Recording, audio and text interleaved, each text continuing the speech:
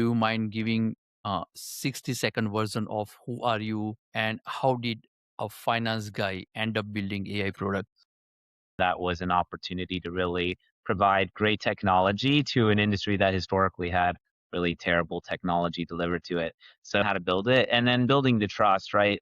We didn't just have a great product. Like a lot of people focus on just having a great product without the customer success and support. But overall, I'd say that, the biggest thing to me and is really like demonstrating some legitimate value quickly, right? Which I think AI is good. Or you're not allowed to use any AI, and this is where you learn. And Skills are you looking for that people don't have? but 99% plus people don't have those qualities in terms of like wanting to do. Jeremy, do you think that computer science degree is still good? Is Houston or Silicon Valley? Where should founders be? Oh, that's a great question. Jeremy, thank you very much for joining. And I know you have been doing so many things and you have achieved so many things in a very short span of time. So, do you mind giving a 60-second version of who are you and how did a finance guy end up building AI products? Yeah, CFA and CBA. Yes. Sure. Thanks for having me on today. So yeah, I started in the finance side of the world, and kind of ended up leading the finance team of a oil and gas company. Then after that, we sold the business, moved into tech, kind of by accident. I was helping somebody raise capital for a deal, and I was asked to stay on and help out and build the software. At that point, it was just such something I'd never done before. I thought it would be exciting to do. And I really wanted to make a big impact in the energy space. And that was an opportunity to really provide great technology to an industry that historically had really terrible technology delivered to it. So did that for 5.5 years, and we scaled the business pretty rapidly, and then decided to go ahead and get into the litigation AI space. And a lot of that, we can talk through how I went from energy to litigation AI, a little bit different vertical. Yeah. Yeah. So generally speaking, have you found that it's very hard for you to explain the people like what, because you are coming from like energy, then CPA, then you are also in AI, and then you raise a lot of funding and you are running your own startup right now. So like have you observed that people get something wrong about hearing your background, like how you feel people are basically seeing at you? Is it more of like founder, more of CPA, more of AI guy, or the energy guy? I think is definitely more founder startup now than it was in the past. Previously, a lot more energy finance focus, but as kind of ComboCurve evolved, and doing a lot of demos, I did a lot more work around the forecasting, production forecasting, and economics. The economic modeling side obviously was a lot more of my initial wheelhouse, but really getting comfortable on the technical side of things.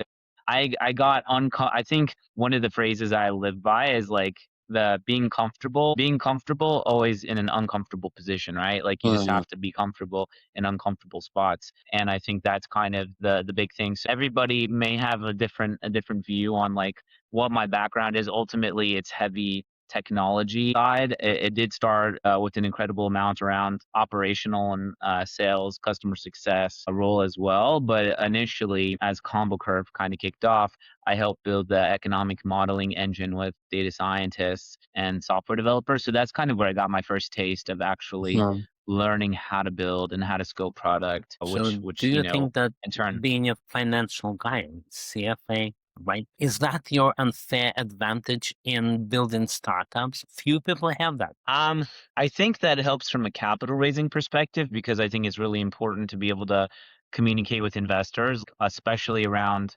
risks. And so I think that's kind of one of the areas that I probably have a little bit more experience around. It's definitely managing those risks as best as possible in startup land, because there's things that constantly unforeseeable. Um, but I think quite naturally that helps you get started. If you can raise capital, you can move the ball forward. And so I think that's one advantage that I definitely have, and part of my background was around capital raising in the past. but also I don't really think in a traditional sense. So to me, there's nothing impossible. And so that's one of the things that if anybody tells me this is not possible, I immediately am That's your why, right? challenge. You jump. Push. Okay. So I challenge that immediately because I have a mentality of no limit. So I think being able to raise capital coupled with the mentality of everything is achievable is how much time, sweat, blood, tears, and effort you need to put in to get it done. And then you pivoted into legal, right? So wouldn't that be natural to stay in the familiar environment, energy? People know you, you know them, but no, you became an AI of all things. How did Yeah. that happen? You mentioned, but exactly how that happened. Yeah, so, obviously a lot of the future is in AI, and I saw that early on after ComboCurve. So I invested a lot of time understanding and researching the market. My wife is a former prosecutor, and so Uh, that's kind of the next area from an interest perspective. Definitely, I love the energy space, but the legal space was a new challenge as well for me. So it's definitely been an exciting opportunity to build in a vertical. I love learning constantly, right? And getting into new challenges. And so it was an opportunity to build an area that's quite new, constantly evolving. And in the legal space, which is super interesting because we're doing injury litigation, which is kind of at the intersection of medical and legal. So we get a mix of both. And I thought that was really interesting from a business building perspective, which getting expertise not only in the legal domain but in the medical domain has oh, paid off for us and has been quite great from a learning experience perspective. Okay. No, that is very interesting. So I was just going through the combo curve, and combo curve went from zero to almost like 300 plus clients in 18 months and with almost like 65 million in financing, right? So what was the single biggest factor in that speed? The client count, it was a little bit more. It was 0 to 150 I think in 18 months, but we spun up to 300 really fast. um In terms of the speed, well, we launched at, like, the worst time, which is in COVID, like, right after negative oil prices.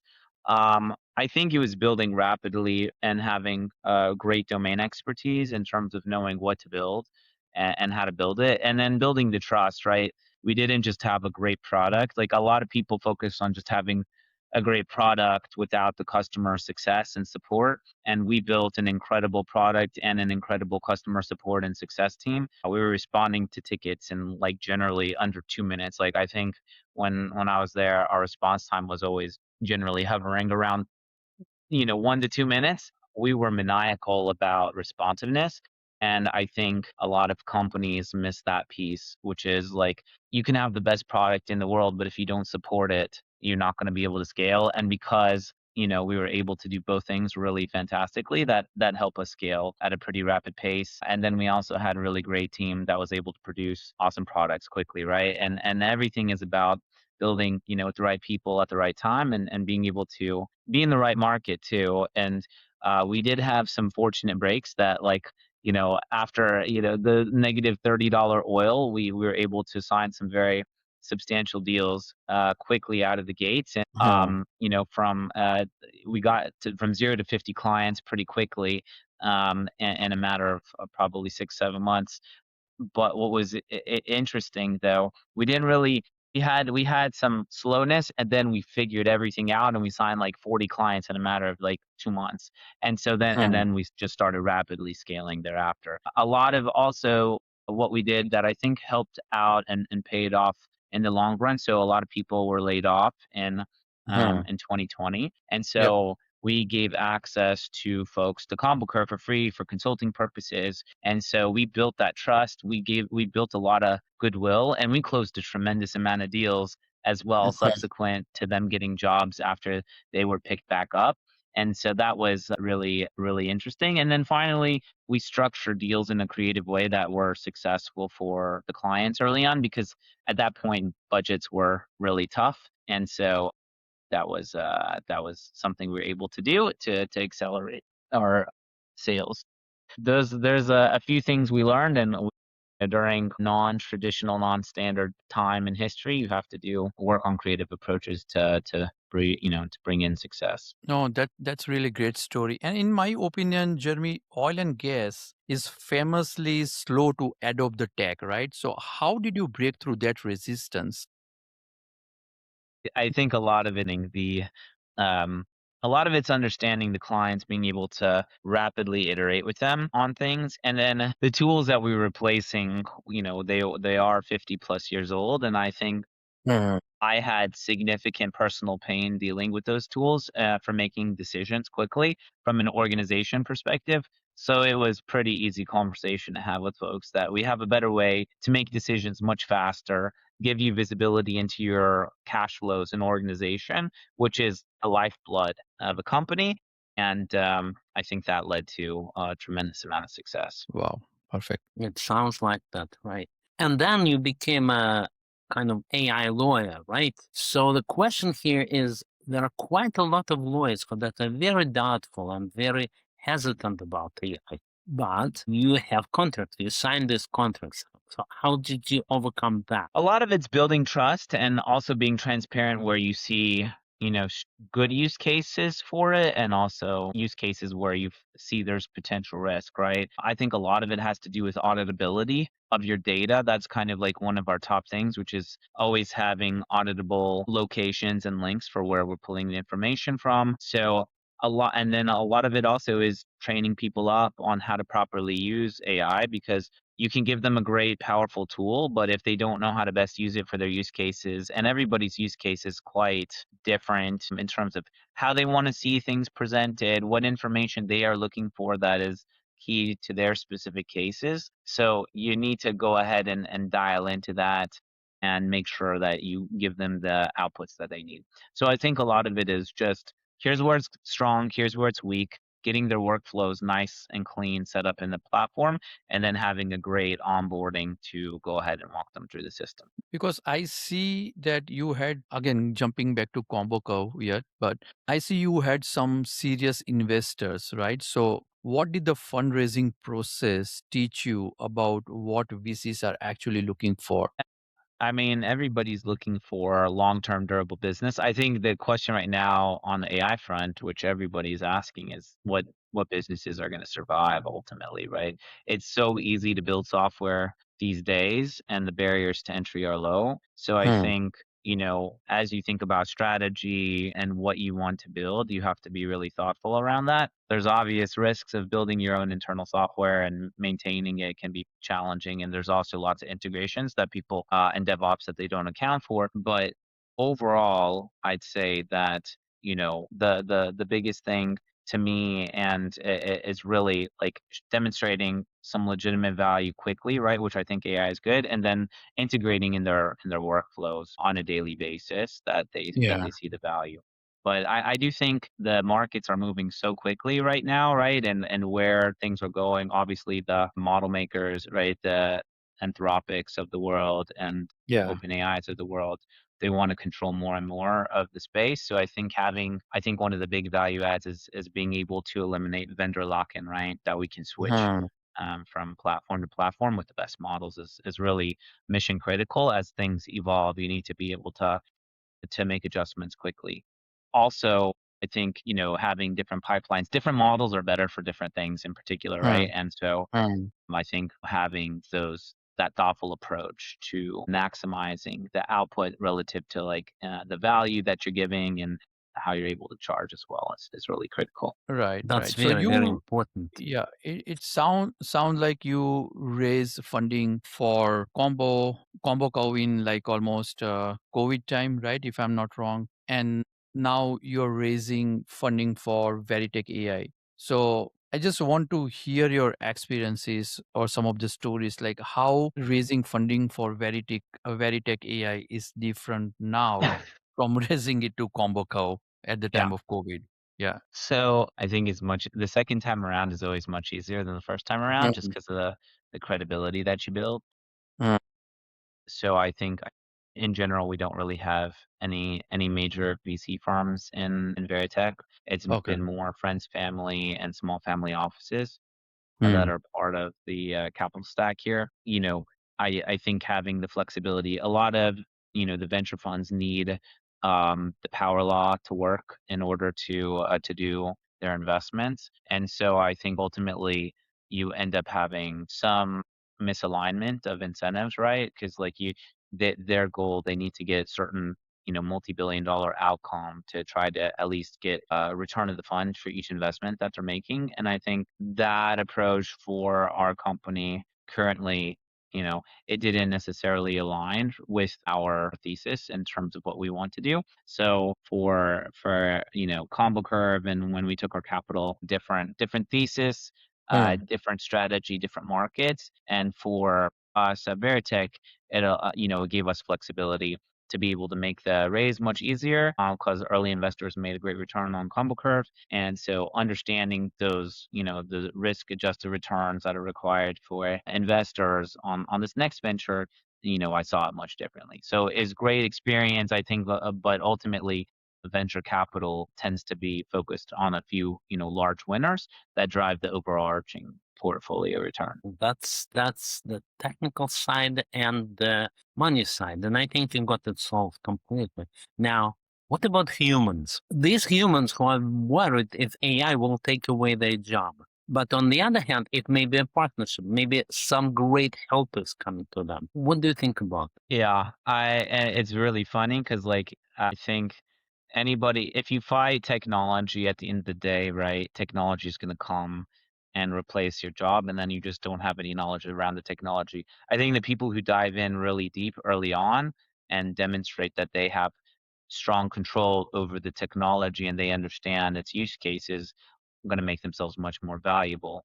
Being scared of technology, I think, tends to be one of those things that like ends up being such a a significant risk for folks versus embracing it and adopting it early and see where it can add value because now you become a champion and leader within your company as like an AI expert. So I think the like for our side and the litigation side, the paralegals and the folks that know how to use AI the best are going to be so valuable to the company because they can aid in process transformation so dramatically. I think we still got a lot of work to do on the models and where they can go, but they're obviously rapidly advancing and doing things that you never thought they would be able to do so quickly. And the models are starting to iterate themselves. So I think you just have to embrace it and see, if you believe your position can be disrupted, right?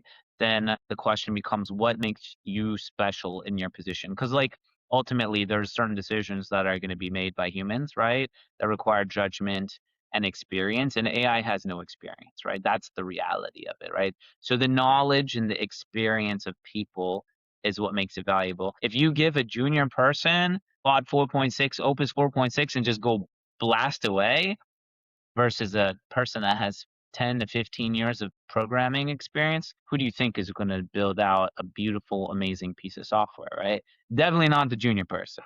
And so, because they have no experience and they don't have the judgment to know what needs to be done, like I vibe code all the time, every single weekend. Like I just love it. I've built some apps, but you have to be but I know exactly where it's weak, right? I Mhm. can tell you what websites are vibe coded because there's certain buttons that don't even work on the website. Literally, I go to the website, click the button. You know why? Because they didn't give the instruction to the AI to give it the button needs to do X, Y, Z, right? Very obvious stuff. But those are junior level moves, right? When you see stuff like that. And that's where having that type of knowledge about what to do, how to leverage it. So a 10 to 15-year person could 10, 20 extra leverage. I'm more concerned about people coming out of college without the amount of judgment that they have in order to do it. So like you need to get reps some way in some shape or form, or you have to be very thoughtful about what you're doing in order to maximize your value. So that I'm kind of like those juniors coming out of school, both for baby lawyers, baby computer science majors, all those folks that have no real experience.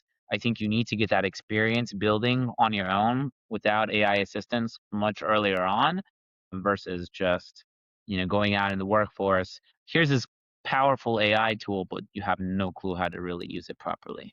So that's a strong incentive to the people. An ace, become proficient person, and you will have the AI on your side. I think you can summarize it like that. And then there will be no limit to what you can achieve. That's great. That's what I will be telling people when they ask me, how do I get around? Well, get around, get together with AI as soon as possible. And Yeah. still, you have the lawyer who comes Monday morning, tries to do the work, and it's not going because he's not enough into the AI. Anything you can tell him? Kind of rephrase that question a little bit. Well, okay, I heard that I should be proficient with it. I heard that. I heard that I should build something. But I am nervous. I'm not knowledgeable. I'm a lawyer, maybe. I'm still under the impression I went to law school so that I don't have to do programming. And now you're telling me just the other way around. I think number I think realistically speaking, if you don't learn it, right? A, it's part of your job at this point in time. I get that, right? Mhm. But this is where the world is going, and so if you don't do it, somebody else is willing to do it and you won't have a position. Okay, I mean, that's just the that's hard the real answer. news. It's survival of the fittest. It's survival of the fittest. Like, if you want to be the best, you need to not only have a deep understanding of law, but you need to have a deep understanding of how to leverage AI in conjunction with your job. And everybody needs to know how to do that right now in order to leverage themselves appropriately. And if you don't, you just won't have a place at work, right? That's kind of ultimately where it's going, and I think it's a brutal message to have, but it's one that is fully transparent and is reality of where we sit. Firms will find significantly more value in people that have that expertise, that know how to apply it. For the junior lawyers, though, I do think so. Several of them um, are effectively like eating their hours and doing things manually, right? Mhm. I agree with that. They need to learn how to do it, in the old-fashioned way, which is not leveraging AI in order to go ahead and do their job. They need to. It's almost like doing, doctors go through internships, right? And I think Mhm. similarly, you'll start finding more companies. Either the baby lawyers will eat their hours, right? And they just have to, they're going to do everything manually, either be billed out less or charge less, whatever it is, and get those 2 to 3 years so they can get that experience that's required in order to make those judgment calls, which I think is really mission critical. So my gut, it would be that you'll start seeing a lot more like almost like boot camps, right? Where you're not allowed to use any AI and this is where you learn. And then after you get that experience and judgment, then you go out and start using it. So I think there's going to be like this, there's this group of people, they're expected to know how to use AI. They have the experience, the judgment to drive it. And then you'll have the newer, crop of lawyers and computer science majors that really need to build and become proficient on the judgment side of things. The biggest question is like, when will AI get to a point being able to make really, really good judgments? And that's both Yes, debatable, and I, that's I what don't know. everybody wants to know.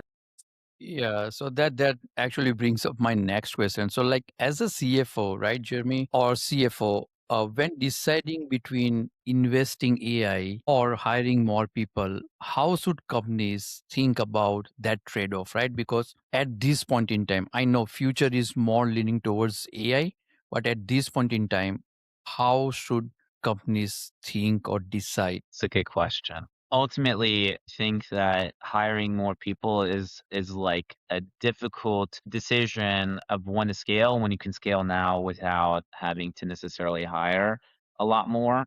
I think it really depends on the job role itself. If there's high level of judgment that's required, then that would potentially require a new head. But ultimately, a lot of things can be automated. At the end of the day, an AI agent's job is composed of like very specific things to get done, right? Small jobs, like anybody's position is made up of small little functions that eventually can be uh, built out of AI agents, right? So I think Yeah. if it's a job that requires high strategy, high amount of work with people, right? Like talking to people, getting information, like having in-person meetings and a lot of judgment, then obviously you're going to scale with more folks on that front. If it's more repetitive tasks, like if it's like customer support analyst is going to be completely displaced by AI aid voice agents, like just no reason why you can't hook up your knowledge base to the system. Somebody has a question, they make a phone call. The agent can handle 80 to 90% of the questions at this point in Yeah. time. You only need very limited amount. So I think that's kind of how you look at it in terms of those trade-offs.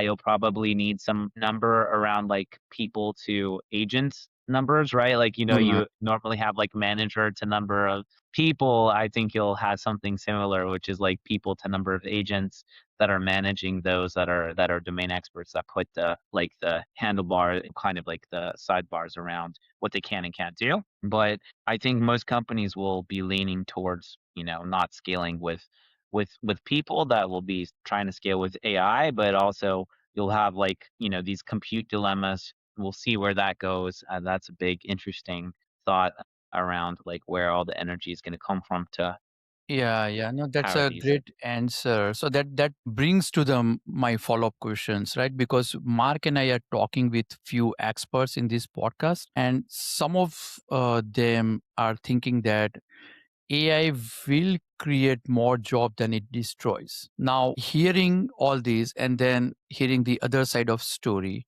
I sometimes feel, is it actually true, or is it just that we tell ourselves? What do you think actually? Exactly right. Yeah. You know, like I think there's like this temporary gap where there'll be some significant workforce adjustments, right? That you just can't Huh. move fast enough. I think there's AI component, and then there's one piece that I don't hear enough around is the robotics component too, right? So Huh. Tesla is moving towards significant amount of Yeah. robotics production, which will be very impactful for, warehousing jobs and everything like that as well in the future. So I think that there will be ultimately, usually these revolutions, industrial revolution increases the number of jobs and amount of, resources in the long run, but there may be temporary gaps in that. I think there'll be a lot more focus on space exploration. So I think you'll Huh. start seeing a lot more people. So I think the space economy is going to open up dramatically. That's kind of Huh.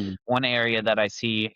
It's possible that, the discussion around UBI, universal basic income, is going to become, I think, more and more discussed, just because there will be this like potential gap for who knows how. It could be 2 years, 3 years, 5 years. I think there'll be a lot more things that come up from that standpoint.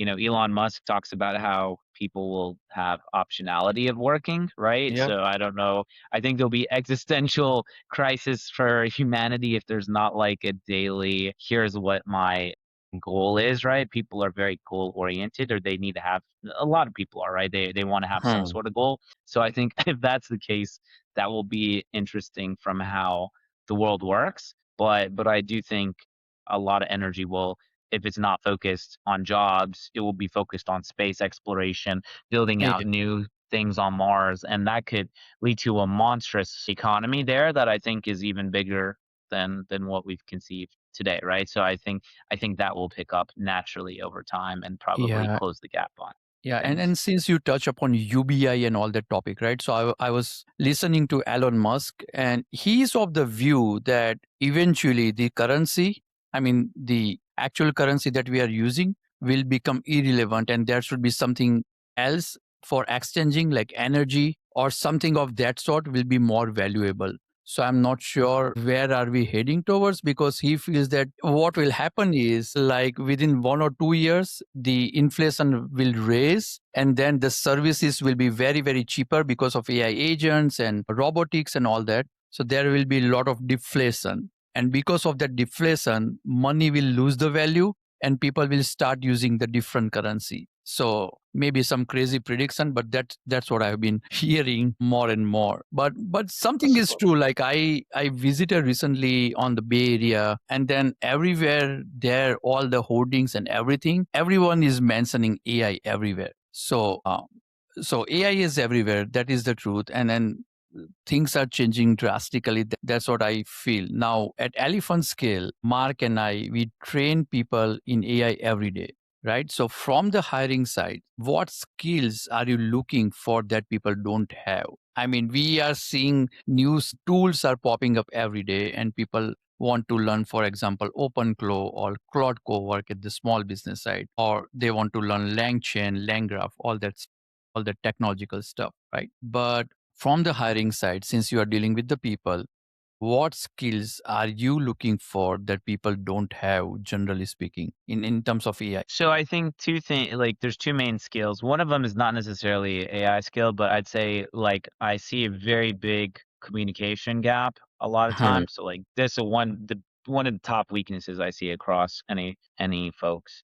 And then in terms of like on the AI front, it's mostly inquisitiveness, right? That's like the number one skill I see lacking. People are not inquisitive and they don't want to learn new things. It's very even if they use AI, it's easy to get comfortable with the current tools and everything is rapidly iterating. So you need to stay on top of it and you need to see what's out there and constantly call it inquisitiveness plus challenge the status quo constantly, right? Is this the best thing we should be doing? Why are we doing it?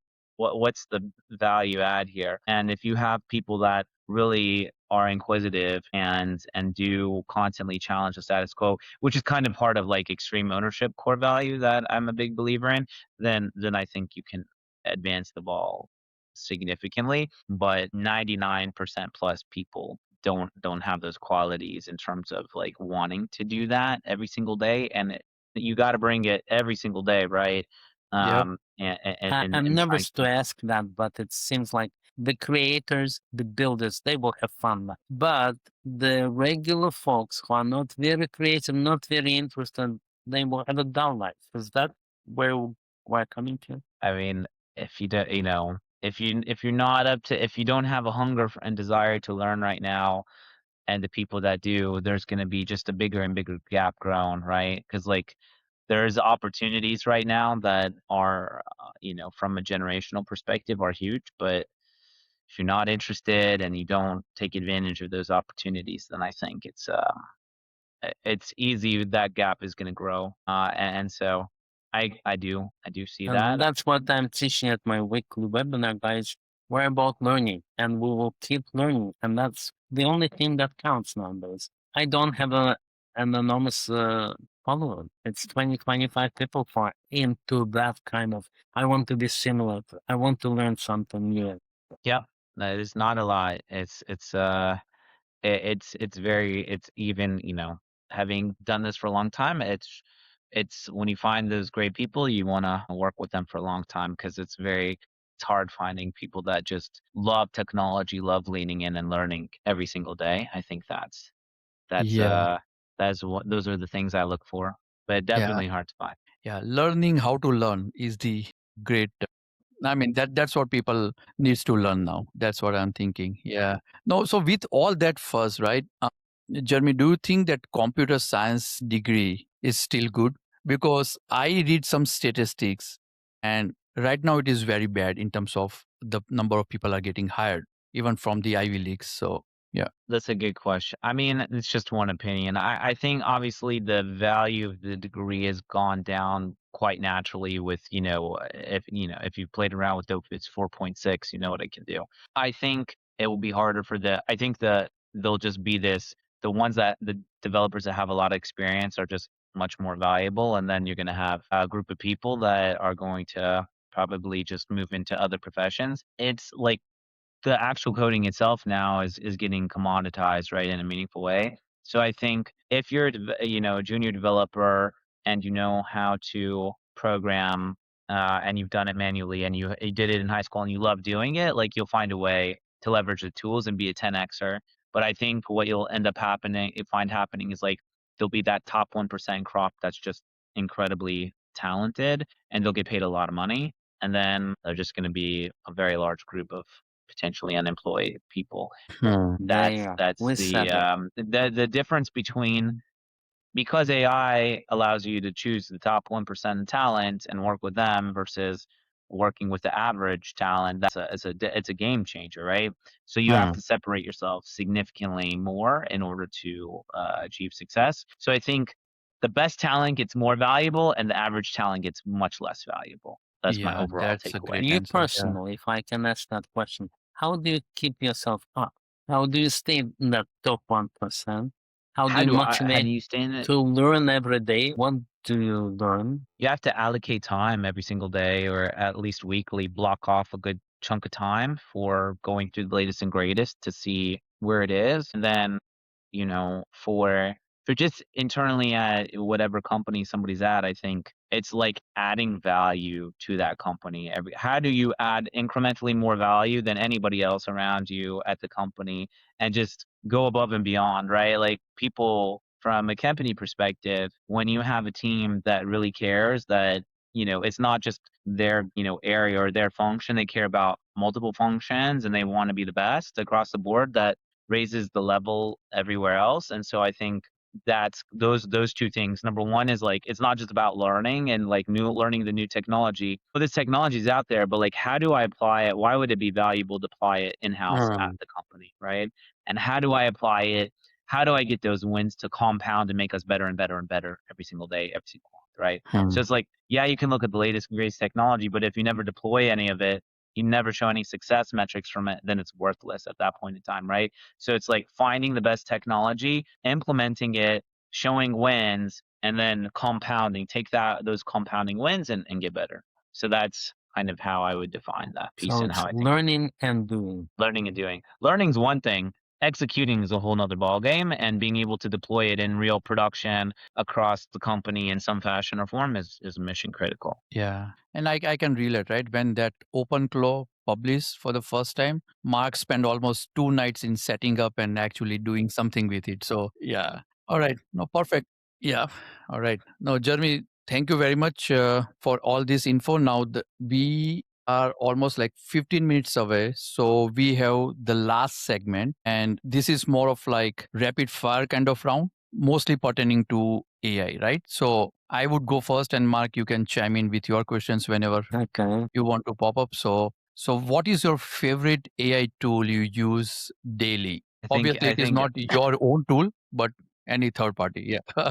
No, I mean, I think I use Claude Code daily for everything, right? It's gives me a tremendous amount of leverage, and I create some new apps, leverage our system differently. I'm able to be much more, in tune with the team as well, and I'm gonna start using it more and more for certain things that I want to do from an improvement perspective, even just within Veritech itself. So I think that tool has given me so much leverage, right? I use Claude Cowork, Claude Hmm. Code, and just throughout a lot of my workflows. Obviously, got a lot of vendor lock-in on that front. It's eclipsed OpenAI from my perspective in a meaningful way, and so the amount of leverage I'm able to get from that is huge for me and my team. But so that's definitely my top tool. Okay. All right. What The books did next. you read last year, if I can chime What's in? that? What book? What was the interesting thing that you read and learned that The red year? and I've been reading so many papers around different like agentic workflows. There's so many publishings that I've been reading around that. There's not like one in particular. It's just trying to understand, different infrastructure setup and toolings on that. I'm most interested in all of the agentic workflows in terms of what is kind of the, how to leverage it across, the business start to finish, right? Not only from an operational side, but from what we're doing internally at Vertex. So I'm most interested. I've read hundreds and hundreds of the agentic papers that are being published by Google and Anthropic and some from OpenAI. It's just, and then a lot, like also been reading a lot around, Sequoia published some interesting article. I don't, I think a bazillion people have done AI posts about this now, like the same posts I've seen a bazillion times, that Sequoia published around, what is going to be disrupted. I think that's a really interesting, an interesting piece. And there's a few from, and a few other venture capital funds that have published really interesting, pieces around I think it's Foundation Capital posted a few. So there's not one that's just been like, this is the best paper I've ever read for the year. I've been reading them. I read everything that is trying to, I see published from venture funds because they have an interesting point of view from a market perspective. And also, a lot of the AI companies post really great papers on how their best practices are. So, um, Hmm. Yep. That's very, very useful. Not a Yeah. book, but a direction. What would you advise a new guy just starting out? building his first company, what would you say? No, that's a big moment. Guys, that's your direction. What would you say? It depends what, and like it's got to be very specific. What industry? What are you doing? Services, software? Like what? I need a little bit more role play here. Tell me Yeah, what but I'm. so okay, we can imagine a certain guy who starts with medical. He wants to be a great doctor, maybe a great practitioner. But I think what you're saying is that go deep, be creative in your area. Is that fair? Go like in your area, like if it's a doctor starting their own practice, for instance, right? Mm-hmm. I would say reimagine your practice as an AI native practice, right? That's number Mm, one. And so, from my standpoint, like most physicians don't have a clear view on their patients, period, like at all whatsoever. I think that's going to change very rapidly with, OpenAI and Anthropic are both building out health hubs effectively for individuals. And I think that's incredibly valuable. Being able to go to the doctor and they have your knowledge base of your health history. Like, they only see what's really there Yeah. that they've done maybe within their network, and it's a sliver of everything you've ever done before, right? Now you have mhm. this opportunity for medical providers to provide amazing health care and with significantly more context and data than they ever previously have, correct? Like the doctor always forgets, oh, maybe this person's allergic to this, or this is not the best thing to mix because they have XYZ allergy, whatever it is, right? They forget this all the time. They do stuff without proper context. And that's a major problem. And I think a lot of those things can be avoided. So, but everybody, whether it's a service company, I'd say for service companies or medical provider or whatever, how do I build the AI native practice? What does Yes, that that's look what like? you're saying. Reimagining your life with AI. Join the revolution. I think that's what you're saying. 100%. Right. Right. One of my favorite questions, right? I ask most of the founders on this podcast, right? So, worst advice you have ever received about startups? Hire lots of people quickly. Okay, no, make a lot of sense. Yeah. And another one of my favorites is, if AI could do one thing perfectly tomorrow, what would you want it to be? Like ultimately for our bit, like trying to think, because if it's available for me, it's available for everybody else. So there's not necessarily competitive advantage on that front. I personally feel that this Anthropic or ChatGPT should create better YouTube thumbnails. I like that. Goodness. I mean, selfishly, I admit, like, just perfect, like being 100% accurate and perfect on any medical or legal document. Wow. That'd be great. That you can plug and play it, and my software would be much like it'd be the easiest thing, right? So if it was perfect. And then the next one is Houston or Silicon Valley. Where should founders be? Well, that's a great question. I think the reality is if I didn't have kids and a family, it would be Silicon Valley. Houston is a really tough spot to build software for various reasons, and so I think the excitement is there, and a lot of the folks, a lot of talent lives there, and I think that would be it's an expensive spot to be. There's lots of crazy taxes, but ultimately, like if you want to find, amazing technical talent, that's the place to be. Yep. Mark, any last question from you? No, you have good luck. You have what it takes. We can only wish you that your children will follow your way.